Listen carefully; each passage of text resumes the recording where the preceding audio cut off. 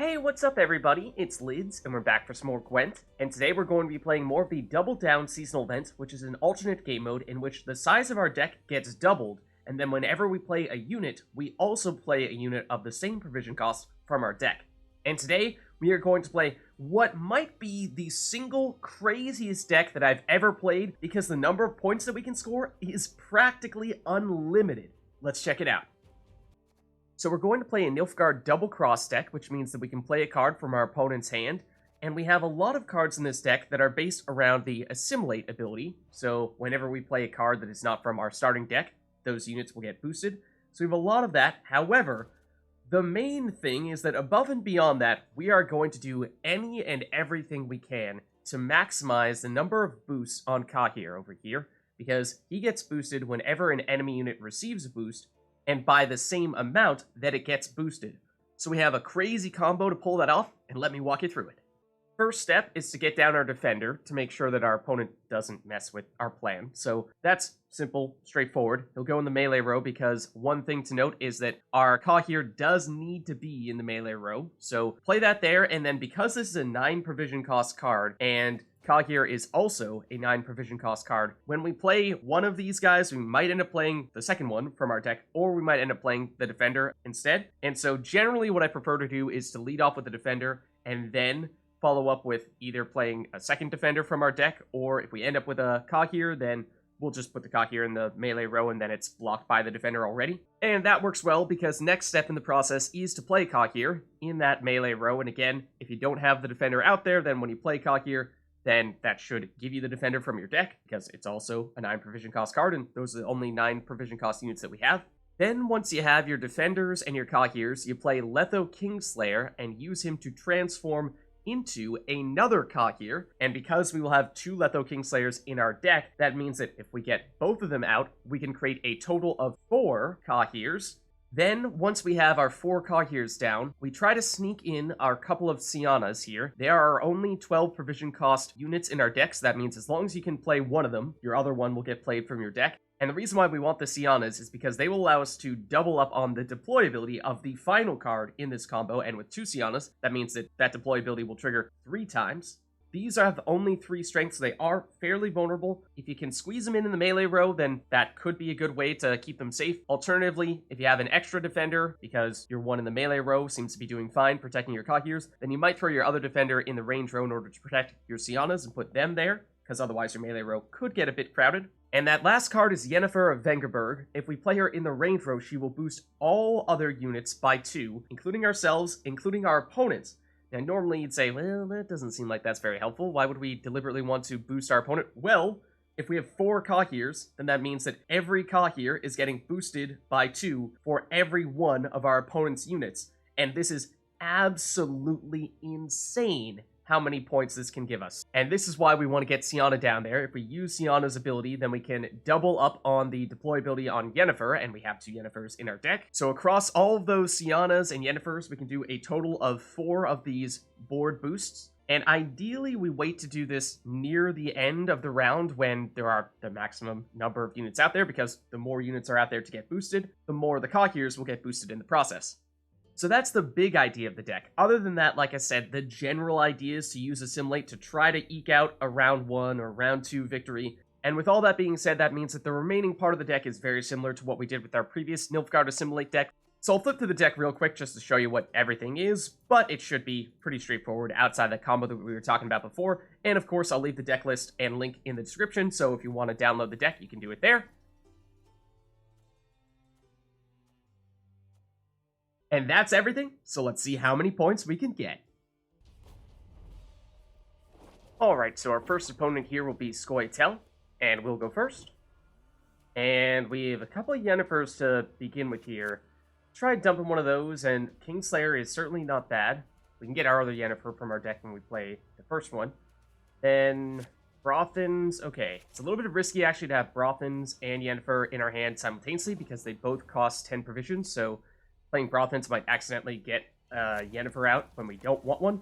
So let's go with the Assimilate play here, and we'll lean on that for a round 1, and then we'll save the big plays for round 3.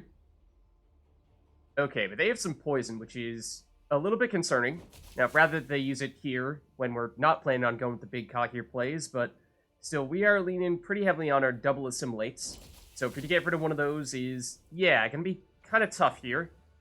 But let's get more of the more low level, if you will, assimilates here, and we're just gonna load up on those. But here comes more poison, and they may get rid of our other double assimilate, which is, yeah, gonna make this tough. And this is clever. You see that they have one unit that has poison, and then they have other units with the same provision cost that also cause poison that they're playing from their decks, so they can basically instantly poison. But just bring out more assimilates here. We have more where those came from. And more poison. Wow, that's a ton. Now, these ones, not as concerned about them going down because they're just normal single assimilates. But then, okay, this time around, they don't get the second round of poison. So at least this one will stand put for the time being. That gives us time to remove that poison. And then standard bear, well, I mean, it's not going to do anything here because they don't have any boosts. So this is less than ideal, but sure. Why not? We'll throw it down there. And they pass early. Okay, sure, that means we are a card down, but we'll take the round 1 win, because that's really all we needed here. Don't mind passing early in round 2, as long as we can set up everything for round 3.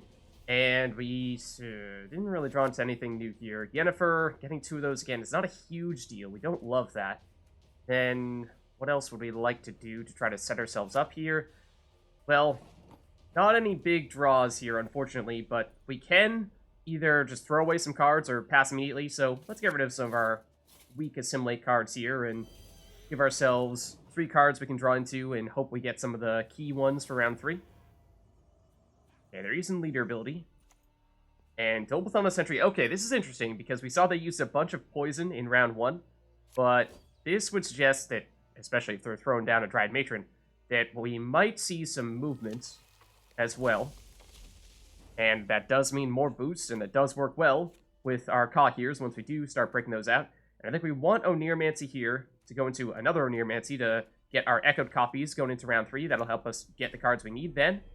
And so, where'd the other Oneiromancy go? There you are. And then in terms of what we actually play with that, I think it's probably going to be Artorius Vigo, because this is our best assimilate card that is not at risk of playing any of the cards that we need in round 3. And do you have units that we want to create copies of? Yeah, we can go Dryad Matron or Double-Thumb Sentry. We actually, yeah, let's go. Okay, well, actually, it's going to be our other Artorius Vigo first here. Order is a little bit strange, but not really any great options here. Go with the straightforward assimilate. But let's put the Double-Thumb Sentry in melee, because they're going to do a lot of movement. We're not going to do much movement. So I think we can actually sneak in a fair bit of damage with that. And that's going to be the last card we want to play in round 2. Because we're at 7 cards now. And yeah, they throw down another Double-Thumb Sentry, certainly looking like there's going to be a lot of movement from here on out, including with the Cat Witchers. So at least we'll deal some damage with our Double-Thumb Sentry whenever they do that movement. Now, their double Double-Thumb Sentries are going to counter that to a certain extent, but okay, we'll pass here. We are in the lead, but in all likelihood, they'll be able to pass us with 1 card, and there's more poison, and in some ways, fine with them getting rid of it now. And once they get down that Dryad Matron, that should be enough for them to take round 2 here. But we'll go into round 3 with a better hand, and we'll have last say, which is also certainly nice. So yep, they do take round 2. Okay, and there are our echoed copies of Oneiromancy. That's great. We also got, Royal Decree. Okay, so that's basically as good as it gets in terms of what we drew into. But other cards we'd like to get rid of, maybe the Informant and Letho Kingslayer is, yeah, that's great. That's fantastic, in fact. So, I mean, we could potentially dump a Cantarella, but this would probably work.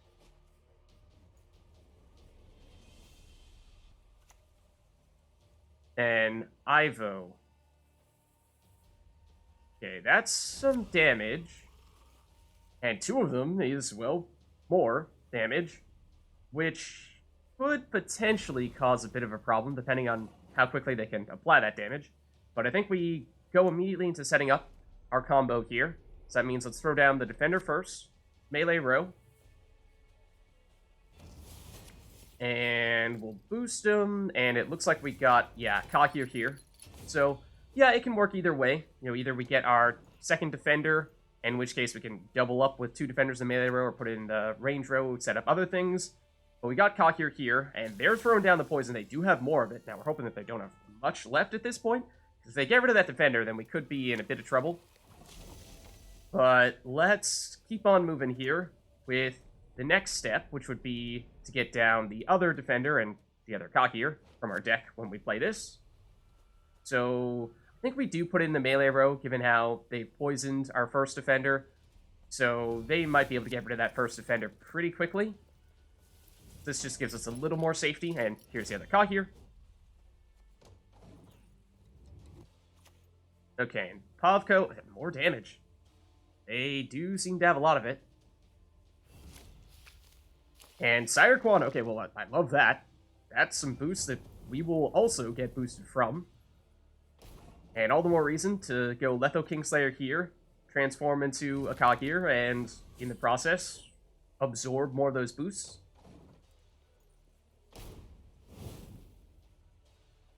And now, Cat Witcher, okay, so yes, more of that movement, like we were suspecting they might have. That also means that they can use Ivo's damage more quickly, which is perhaps even more of a concern. Build upon a sentry, help boost them with the movement, which actually helps us. But there you see all the damage hitting our non-poison defender. So between the poison and the damage, they might even be able to get rid of those defenders on their next turn. But Letho Kingslayer here into our last Cahir.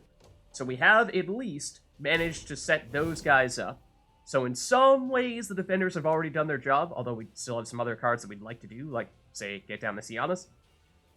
But Cat Witcher, okay, so more movement, and here is another round of poison. So that will dump one defender, and then the remaining damage will be enough to remove the other. So that means that our Cahirs are no longer defended at all. We do have one that's weak at this point with just 2 strength, but once all their movement and boosting happens, that will boost us as well, so it's probably safe now. But Braathens and Yennefers, we need to be a little bit careful about, because they have the same provision cost, but since we have both Yennefers in our hand, that should mean that this is going to be a guaranteed second Braathens that we play from our deck, so that should be fine. You just want to be careful of potentially accidentally playing Braathens early and accidentally getting Yennefer out of your deck when you don't want her. So Braathens round 2, another Duchess's Informants, and with all these, let's create a couple of the Matrons and put them in the same row, and they'll boost each other in the process. And we'll put them in range, that way in case, say, melee gets Yerden, we have a little bit of strength in range as well. Same idea with the Braathens, and they're destroying their own units. I mean, they're the spies that we created, but that's still a little strange. Cat Witcher, more movement, more damage. Again, makes it so that Ivos can deal damage more quickly. And another Dolbathon the Sentry. I mean, we're fine with those. But yeah, you do get rid of the Matron. So don't get that double Matron combo that we would have liked to have had. But at the same time, it's really the Cahirs that are doing the job here. And now let's throw down Cantarella and we'll see what we steal. Living Armor is actually pretty big. And then, okay, 3 and 4, sure. And we do have a Dryad here, actually, so it does get Zeal. And we'll try to take out some of their damage. That'd be great if we could. It'll take a little while before we can, though. And Living Armor doesn't actually get boosted from the Matron, but so be it. They're continuing to damage themselves. Again, it's still units that we've spawned in, but oh, I hate that. They're going to destroy the highest unit, not including that unit there. That's going to get rid of one of our Cahirs, because at this point, they were boosted enough that they weren't going to be able to get rid of them with just plain and simple damage. Maybe a poison, although I think we've gotten rid of most of that. But that dragon that they played is going to be a bit of a game changer. And then, in terms of what we can steal with Cantarella, I mean, this is not really going to make a huge difference thrown on the armor. Those guys are still going to get destroyed, or at least the highest one's going to get destroyed by that dragon. And then another 3 and 4, so more damage, I guess. And in that case, we'll just keep on trying to hit Ivo and see if we can get rid of one of those. At this point, oh dear. Those are not cards we want to see. I think we actually take Dandelion here, because the Yerden doesn't do too much for us, and Gezros, I mean, in some ways that's actually a good thing, because we'll get boosted as the Gezros boosts their side. And then, well, I guess we'll just throw this guy down here, because this doesn't make a huge difference. boost their Cantarella. That way it's a little bit harder for them to take it out. Seems like they keep on trying to destroy the spies that we create. And they're gonna try to destroy the other matron, which they will do. And they will continue to destroy more of their cards. That's actually one of their Ivos they got rid of. Here is Gesras. They might have been trying to make space for him. But as he boosts, and well, there's the other Gesras from their deck. As they boost, we will absorb those boosts. But we are about to lose a Cahir to that dragon, destroying the highest unit on the playing field. So the boost, yes, but one Cahir down. Still in the lead, though. That is good to see, but that Yrden is going to be very, very dangerous, of course, because we have most of our strength in the melee row. So we'll get a little bit of damage here, and then, I mean, we can go with a Yennefer now. It's not terrible, because we have a second Yennefer that we can play from our hand here. Want to be careful of doing this at this stage, especially when we know that they have a Yrden, because, of course, they're going to do that Yrden and do a lot of resetting, but since we aren't going to play our second Yennefer from our deck at this point in time, that's fine. And that's an early Yrden. Surprised they didn't save that for their last card, but of course they hit our melee row, right? And they actually don't have space for another one of the dragons. That could have been catastrophic. Although, after the Yrden, actually might not have gotten rid of Cahir. But there we get the boost from Gesras, so that's not bad. And now, let's see. I mean, we'll move around our Treant Boars, but I don't think we're going to be able to actually take out Pavko here. Now it's time for the Syannas to set up our final Yennefer. Yeah, we'll play him here, but tell you what, come to think of it, would have been better if we played it next to our unit in the melee row that gives the armor, because they may be able to take out one of the Syannas here. Yeah, they can. So, I mean, it would have gotten hit from the Gesras damage in the melee row, but I think that might have still been a little bit better, because we've one Syanna hanging on here, but let's just take it one step at a time. Go Treant Boar first, I guess. Obviously, not going to take anything out here, but activate Syanna, and then here is the double Yennefer. And that is enough. Huge play. And, you know, we'll just throw in the Treant Boar there. But even with a Yrden, able to pull off the victory. Alright, so it looks like our next opponent is going to be Northern Realms. And we will go first. And in terms of our starting hand here, I mean, we have Kingslayer, we have Oneiromancy. That's nice for round 3 at least. But we're probably going to go for the Assimilate in round 1. And in that case, we'll try getting rid of some of you guys, see if we can get any better. But, well, we can start off with our double Assimilate, probably the way to go. And get the other one from our deck as well.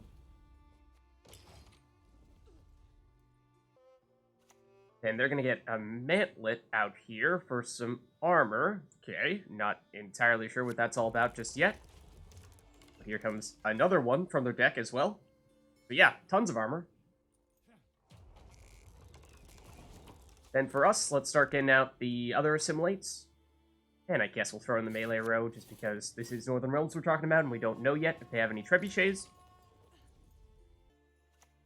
And then they're going to try to destroy one of our units here, it looks like, which they will manage to do.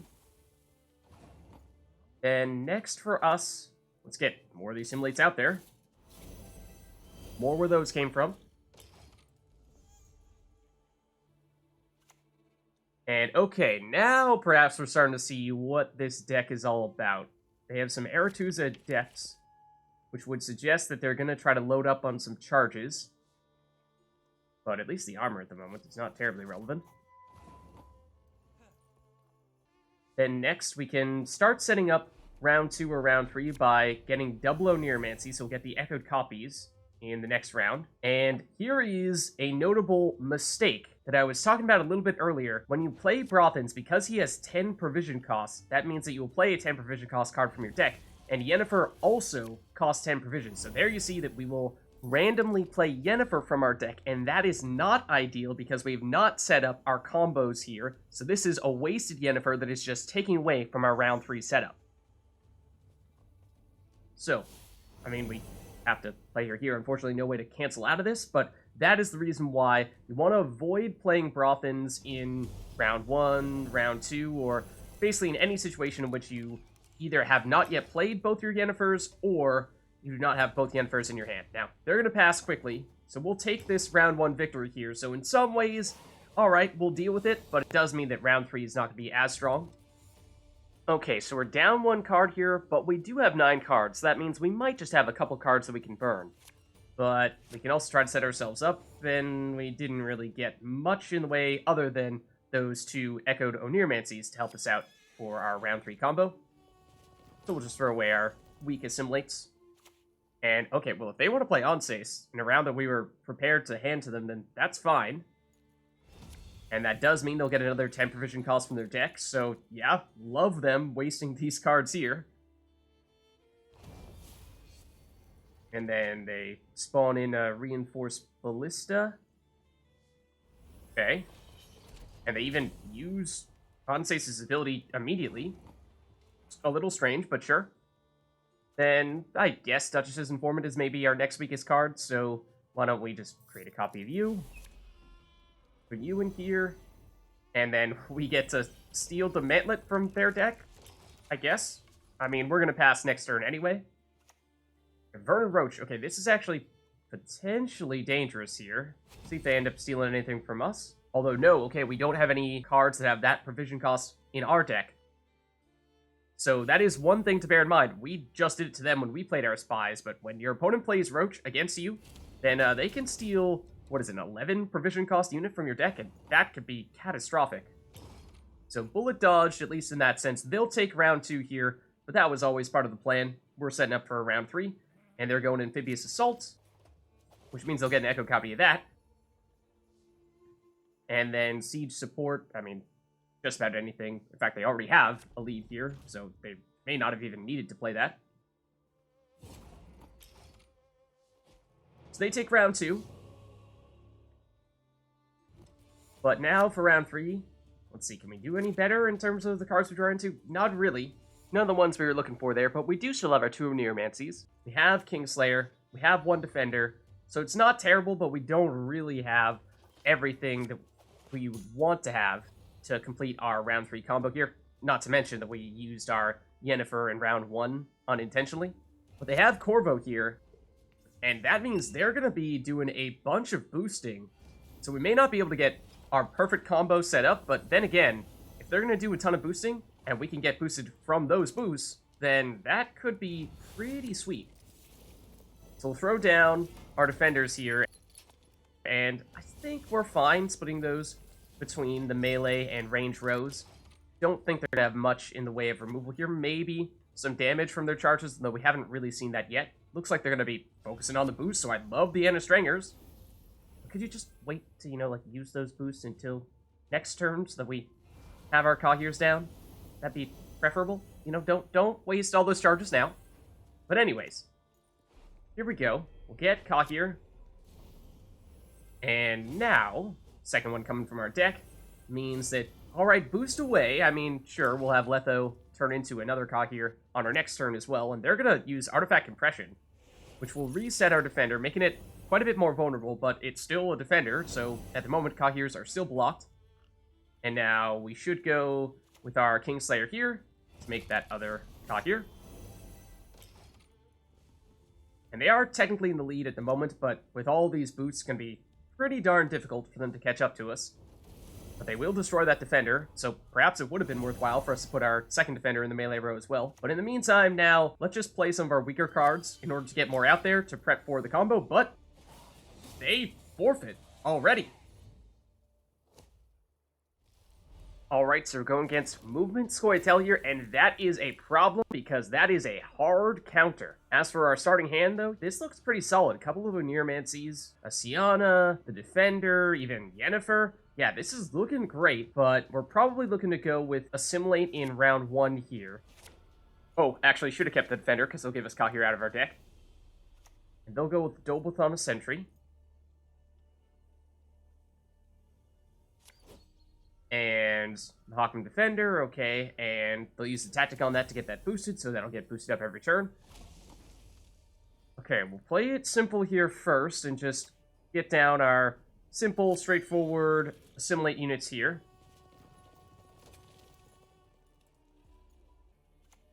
And then they're gonna lock and move, and so these are the types of things that we are concerned about, because if they can move Cahir out of the melee row, then he can no longer receive the boost. And we'd love for them to get rid of their movement leader charges and movement units if we can, but at least for now, more assimilate.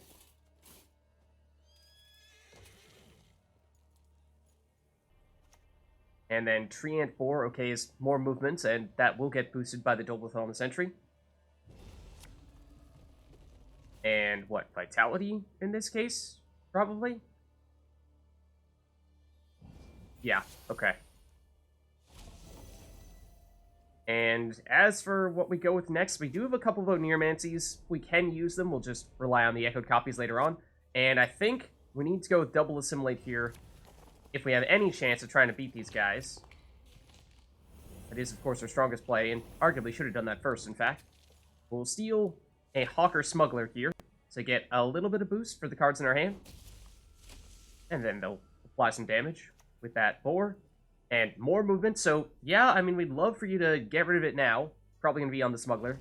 Yeah, so now it can't do anything when it's no longer in the melee row, and they'll get their own out here.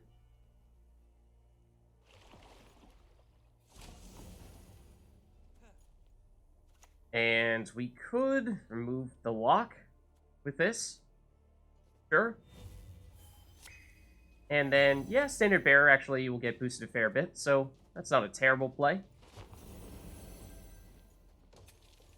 And we're all tied up at 51, so we're at least looking okay at this stage, but given how round 3 is going to be tough... Oh, no. Okay, so this is the card that is most concerning. Malenia can move cards every single turn. I guess in some cases, you know, we'd love for them to get rid of that card now, and Paulie can also move.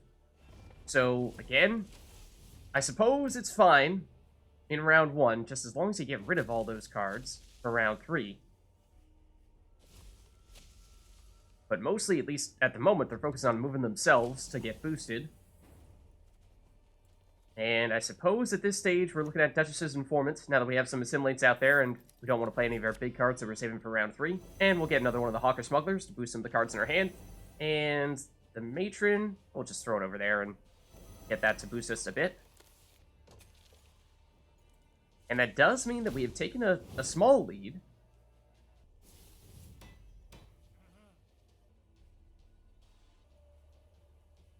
Okay, and they're applying more damage. And, whoa! Okay, aggressive Geralt of Rivia play here. And they'll even get the other one from their deck as well. And we do have a couple of 9s, so you know, it works. That is a big card to be committing so early. We'll go with our second Oneiromancy here, and in this case, I think we probably just break out our best safe assimilate card to play. That being Vigo here. And then let's create more assimilate units with them. Round 2. Same idea. Maybe even Standard Bearer, because there are a bunch of boosted units on the other side. Do we have anything we need to purify? We actually don't. So, yeah, I mean, long term, this would have been better, because we could trigger the assimilate, but I think short-term Standard Bearer would have gotten a bigger boost to begin with. And with little time remaining in this round, that probably would have been the best way to go.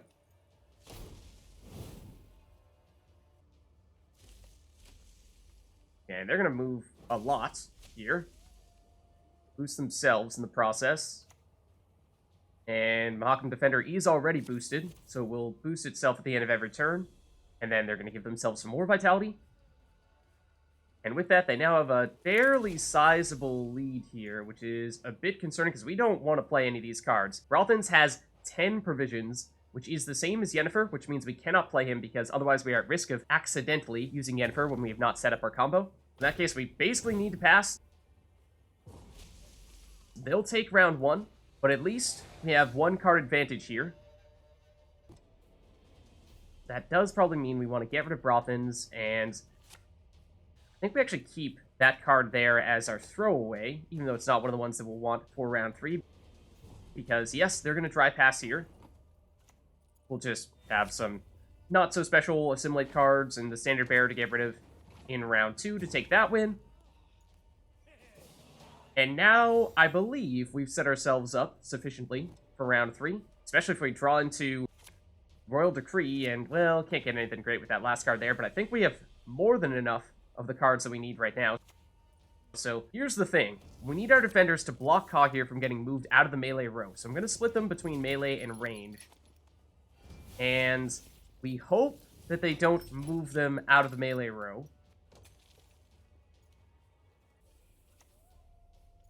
But it looks like they may be doing that immediately. Okay, so they're both in the range row now. That's not going to do... Oh, no. Malena as well. All the movement is here. And that is a serious problem because at the moment, if we were to play Cahir, then he would no one to block him from getting moved into the range row. So I think what we do is we actually try to bait out their leader ability and the Malena moves. Oh, and I wanted another double assimilate here. Not Cantarella. We get Dunka, which is pretty useless for us. But I wanted to play our double assimilate in the range row to see if we could bait them into moving our defenders back into the melee row where they could go back to defending our future Cahir. Doblathon a sentry, okay. Preparing for more movements. They're playing in the range row, which in some ways suggests that they are expecting to be doing more movement themselves rather than moving us, because they'll boost themselves rather than damaging us with that positioning. And they'll move, well, yeah, all of our units into the range row here. So we have failed in getting them to move our defenders into the melee row. I think that means we have to play Syanna here in the range row, because that will get their attention. If we put her here, they're going to try to move our defenders into the melee row so that they can mess with Syanna. And it does mean that we may end up losing Syanna once they do move those defenders back into the melee row, but I think that's a sacrifice that we have to make so that we can at least get the Cahirs down. And yes, they have moved one defender, and they use their leader ability to move the other. So we've succeeded in that regard, but will they be able to destroy Syanna? It looks like they'll at least be able to destroy one of them. They do so here. Okay, and well, we do have one surviving, but at the same time, we don't yet have the setup to use Syanna's ability, so let's get Cahir out here. And we'll get the other one from our deck. And I think we even use our leader ability here. Ooh, and they have another Malin that's going to get rid of our other Syanna. And Malena is boosted, so we can't get rid of her with Malin. And therefore, I think we'll go with the tree and 4, and we'll try to slowly whittle down at Malena's power until we can hopefully get rid of her.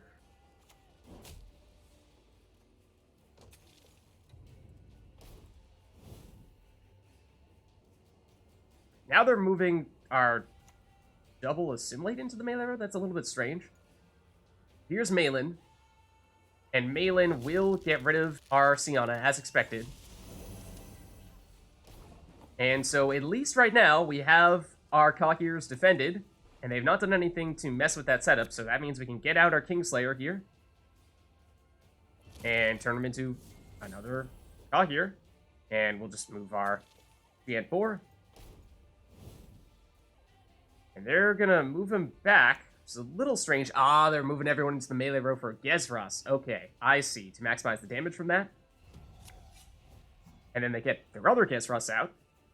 But in some ways, this is almost a good thing for us, because even though that will deal a lot of damage to us, we will also get a ton of boosts from it whenever they start boosting in the range row. So, let's see. Next would be our next Kingslayer. Let's get you out. And turn you to Cahir number 4. Okay, move the tree and 4 back. And now that we have everything set up, are they going to try to mess with this setup at all, or are they willing to just deal with their Gesrasses? And hope that that's enough. Try Matron next, and then they'll get another one out of their deck.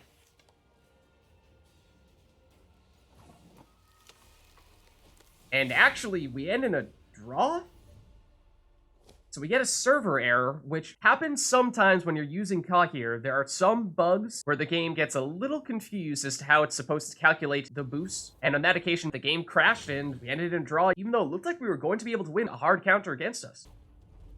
Alright, so it looks like we'll go against Northern Realms here, and they'll go first. And our starting hand here is decent. 2 Yennefers, Kingslayer, Royal Decree, yeah, that's great. We're probably prepping for Assimilate here in round 1, in which case, can we do anything else to prep ourselves for that? To a certain extent, I suppose. Now, they'll go off with City Guard first, which the movement is a little bit concerning, at least for round 3, if they have any of those hanging around to, say, move a Cahir into the range row. Reinforced Trebuchet, also good to know that they have those, so that could deal some damage. We'll probably want to stick to the melee row to the extent that we can here. And let's get our double assimilate out first. That's definitely our strongest card for round 1. And then Trident Infantry, okay, and that would suggest we're going to see some boosts later on, and starting right now with Vitality, actually. That's a little bit out of the ordinary. And even using the leader ability charge there? A little strange, but I suppose they want to try to get rid of our double assimilates. Let's follow up with more deploy and assimilate synergies.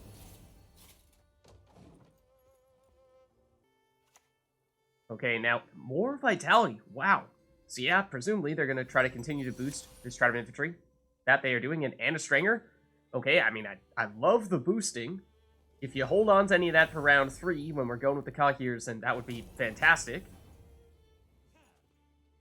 But as for this round, we'll just continue to play our assimilates.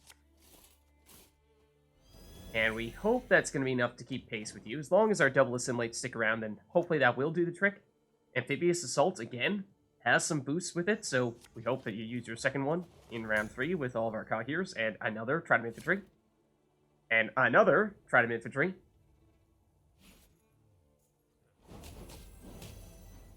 And then at this stage, we still have a little bit more assimilate, and we'll just load up in the melee row, given how they do have that trebuchet out there.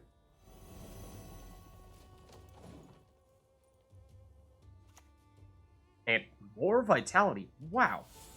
On the Trident, which in this case does mean that all those Tridents are getting boosted. So that is adding up to be a fair bit of damage, but now let's trigger some of those assimilates, and maybe we can interrupt some of that boosting by putting that in between the Stringer and one of the Tridents. And maybe we make our own, maybe we make a Kyrek City Guard. Throw down the Kyrek City Guard over here and we could potentially even move some of the Tridents away from Stringer if need be. And Temerian Drummer, okay, not terribly surprising to see that you're going to boost with that as well, and here comes another one. Setting up the Tridents even more. And yeah, the damage is certainly adding up from all those. And at this stage, well, what if we actually use this to remove the Vitality? That could be kind of nifty. And, whoa, actually, Standard Bearer will get boosted a fair bit here, given how many boosted units you have. And I'm tempted to go Leader ability here, to make sure that we win round 1, because of course, this is very important that we pull this off in round 1. We can rely on Cahir for round 3. So let's create a copy of, well, more assimilate, perhaps. Although, to tell you the truth, Standard Bearer might have actually been better. But at the very least, that'll trigger all of our assimilates, and that's great stuff. But they're still going to play here, and they're going with more vitality. On the Trident, not surprisingly. And Pastodi, okay. Similar in that when he gets boosted, he'll deal damage, but via bleed, not direct damage. And we'd really like to pass at this stage, assuming that our lead is strong enough, and I think it is, because we're still in the lead with 1 card to spare. So either they pass here, or they play another card, go 2 cards down. And Temerian Drummer to boost more of the units that deal damage when they get boosted.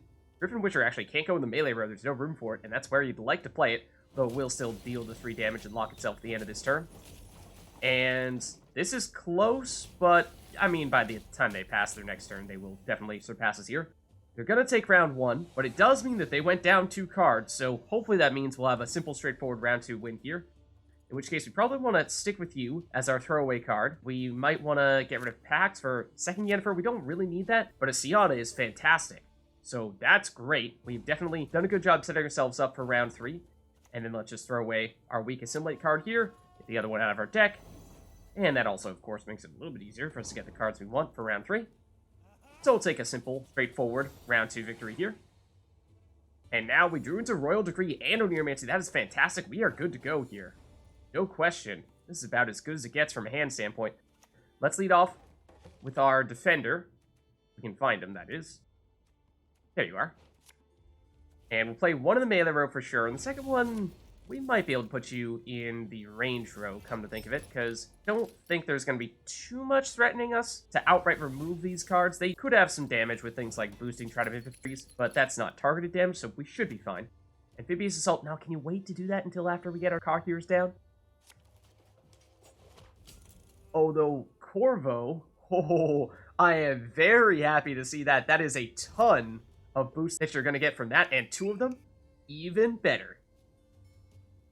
Now, can you just wait to use those charges? No, wait to use those charges until we get Cahir down, preferably. Because here he is, and we'll get the second one out from our deck.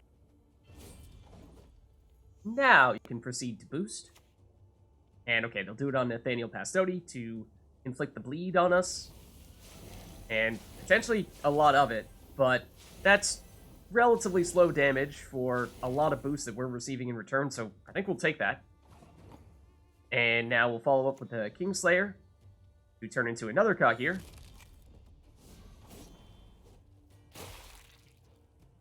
So far, looking good, and another Anna Strenger in this round. Good to see that you still have some, and that's going to be a ton more boosts, especially if you inspire her. So, I love that. In many ways, this is the, dare I say, ideal matchup. We'll get our other Kingslayer out here. There you are. Turn you into our fourth and final Cahir. Because you're just going to have so many boosts that this is going to do wonders for all of our Cahirs here. Redanian Archer, not great, because that is, of course, damage. So, we'd prefer that you focus more on the boosting rather than the damage. That's going to be damage in the range row, which maybe isn't quite as important. But here come all the boost charges from the Corvos, and therefore, we're getting a ton of boosts in return.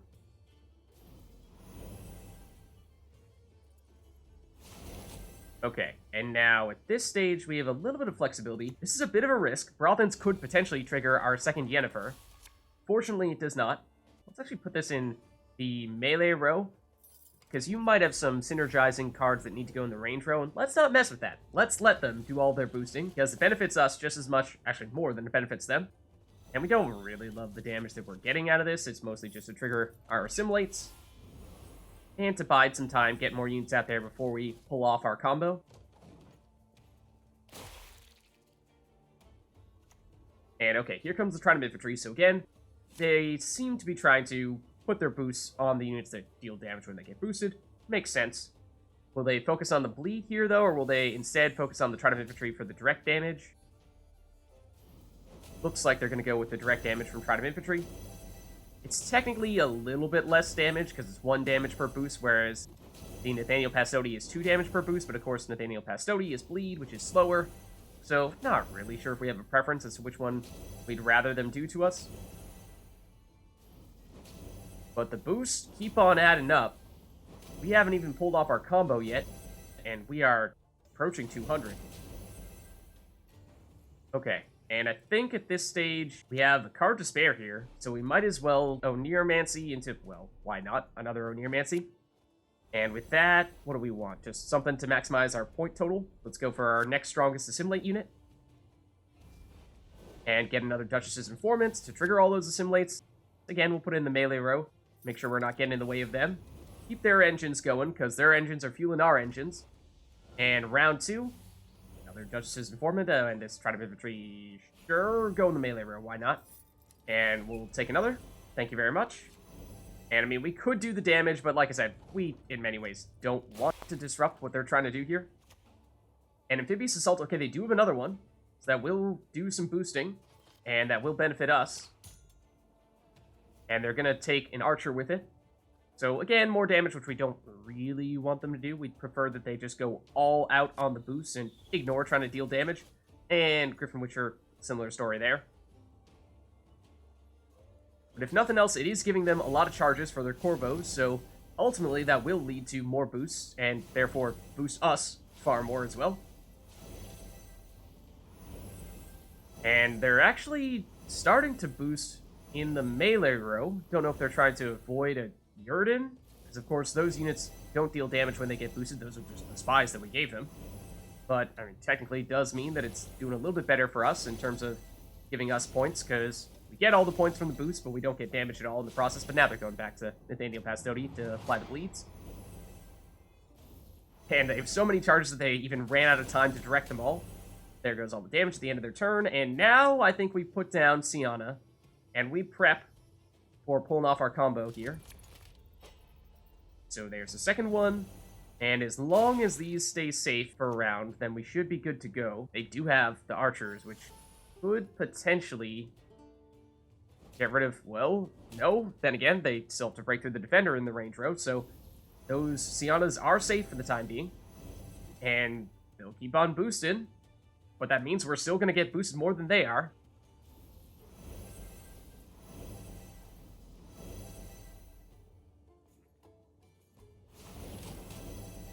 Alright, and now is the hour. Riders of Rohan, double Syanna, double Yennefer, in the range row, triple deployability, second Yennefer. Here we go. The board has become a second sun, and with our final boost, we get to nearly 900 points. Far more than I've ever gotten. So let's see what they have to say about that. Alright, so they're going to deal some damage, but if they keep on boosting, then we're going to keep on getting closer and closer to 900. Bear in mind, our last card is worth 30 points. Oh no, what have you done? What have you done? How dare you? You're a monster! They have the nerve to yurden us when we were perhaps on pace for 1,000. Alright, fine.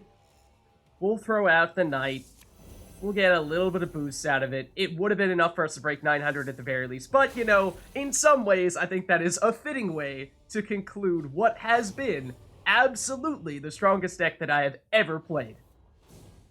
So there's a look at another Nilfgaard deck for the new Double Down seasonal event, and quite possibly the strongest deck I've ever used. If you liked the video, then make sure to hit the like and subscribe button, and leave a comment down below to let me know how many points you're able to score with this deck. Thank you all for watching, and I'll catch you next time.